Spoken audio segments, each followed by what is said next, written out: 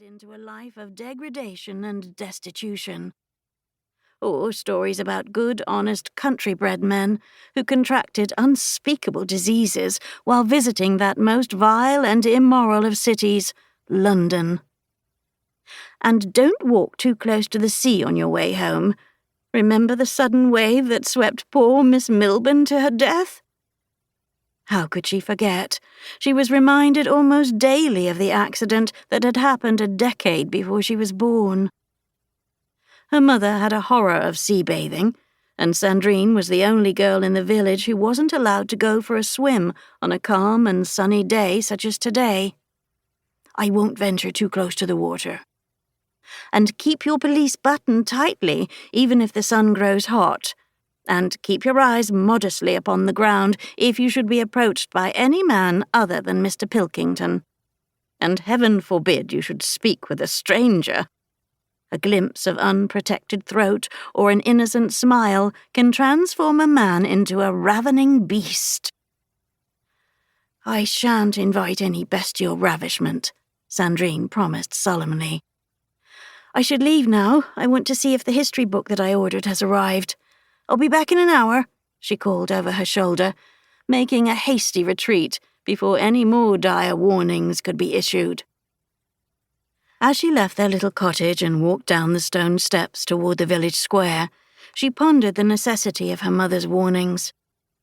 In Sandrine's 20 years of life experience, nothing shocking or even particularly noteworthy had ever happened in the sleepy village of Squalton-on-Sea. She'd been keeping a list of unpredictable and thrilling occurrences in a journal since she was a small girl. The list was laughably short. There'd been the one journey she'd taken to Brighton with her father before his death, where she'd marvelled at the magnificent royal pavilion built by the Prince of Wales as a discreet location in which to entertain his scandalous companion, Maria Fitzherbert. And there'd been the time that the schoolmaster had accidentally set the schoolhouse on fire, attempting to demonstrate a chemical reaction.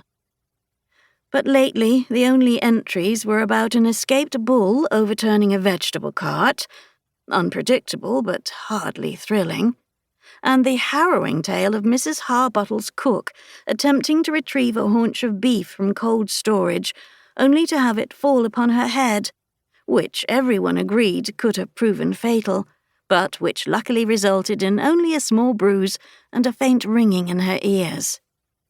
Not the stuff of which extraordinary adventures were made. Though there wasn't much chance of anything too thrilling happening in a town called Squalton-on-Sea. The name Brighton called to mind sunshine sparkling on blue waters, while Squalton reminded one of squalls of wind, or a baby squalling, or squalor, none of which was likely to attract fashionable seaside revellers. But worse than the unfortunate name were the abandoned and empty buildings.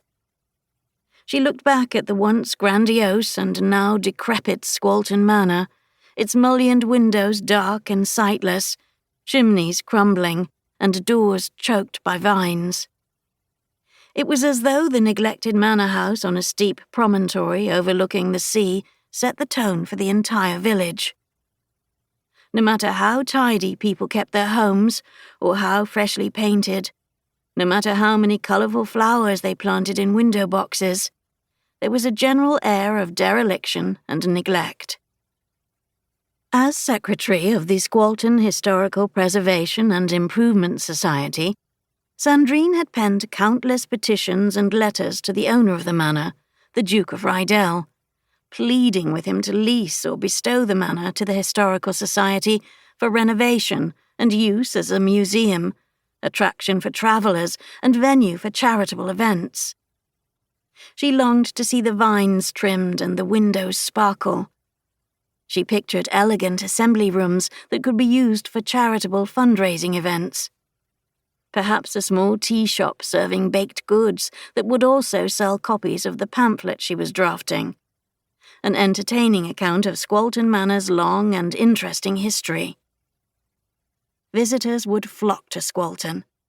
Her museum pamphlet would be so popular that people would beg her to write an actual history of the house.